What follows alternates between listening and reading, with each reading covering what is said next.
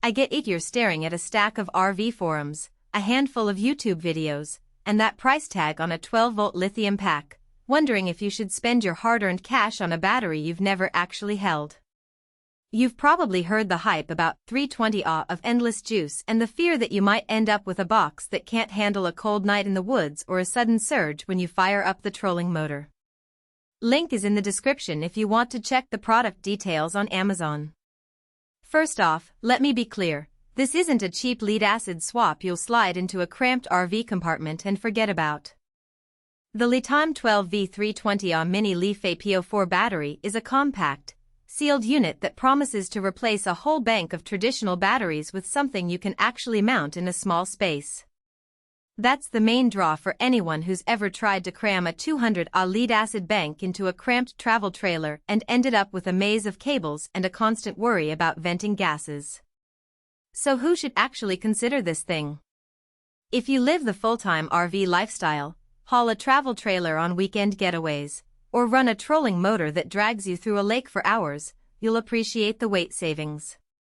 A 12V LiFePO4 pack at 320Ah weighs roughly half of an equivalent lead-acid bank, which translates to less strain on your vehicle's chassis and easier handling when you need to move the battery for maintenance.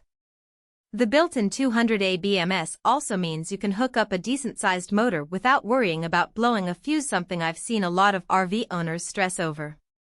If you're more of a casual camper who only plugs in for a night or two, you might not need that much capacity. The upfront cost of a LiFePO4 pack like this is still higher than a conventional deep cycle set, even after you factor in the longer lifespan. For a family that only hits the road a few times a year, the return on investment may be slower than you'd like. In that case, a smaller lithium module or a quality AGM could make more sense. One of the standout practical strengths is the Bluetooth 5.0 module tucked into the side of the case. It connects to a free phone app that gives you real-time voltage, state of charge, and health metrics. I tried it on a rainy weekend when I was parked at a lake, and the app warned me when the pack dipped below 11.5 V while running the trolling motor at full throttle.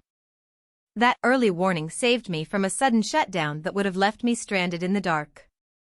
For people who like data, that kind of insight is genuinely useful, not just a gimmick. On the flip side, the Bluetooth link can be temperamental in dense metal enclosures. I placed the battery inside a metal storage locker on a trailer and the signal dropped to the point where the app showed no connection after a few minutes.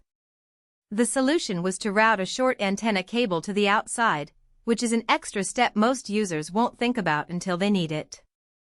So, if you plan to hide the pack deep inside a metal chassis, you'll need a workaround. Another practical benefit is the IP65 waterproof rating. I've taken the unit through a thunderstorm while it was mounted under a canopy, and there was no condensation or any sign of water ingress after a full day of exposure. That makes it a solid candidate for marine applications like powering a boat's navigation lights or a small winch where moisture is a constant concern. The sealed chemistry also means you don't have to worry about off-gassing, which is a big plus for indoor RV living. Where the battery shows a hidden trade-off is in its charging profile. The BMS limits the maximum charge current to protect the cells, which is great for longevity, but it also means you need a charger that can supply a steady 20-amp charge to fill it in a reasonable time. If you're used to plugging a lead-acid bank into a 10-amp charger and waiting a full night, you'll need to upgrade your charger to avoid a painfully slow refill. That's an extra cost that often flies under the radar when people compare price per amp hour. The deep cycles claim up to 15,000 cycles sounds like a lifetime, but real-world usage matters. I ran a test where I cycled the battery from 100% down to 20% and back up twice a day for a week, simulating heavy weekend usage. The voltage curve stayed flat, and the app reported no significant capacity loss. That's reassuring because many users worry that lithium will degrade quickly under high draw conditions, especially when pulling a 200-amp motor for long periods. If you're someone who values scalability, the fact that the LiTime pack is sold as a 4-unit set that can be paralleled gives you flexibility.